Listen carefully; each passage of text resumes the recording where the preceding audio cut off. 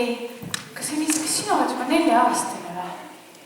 Ei ole veel väga, sa oled ka veel 3-aastane. On nii? No just. No tore, aga järgmisena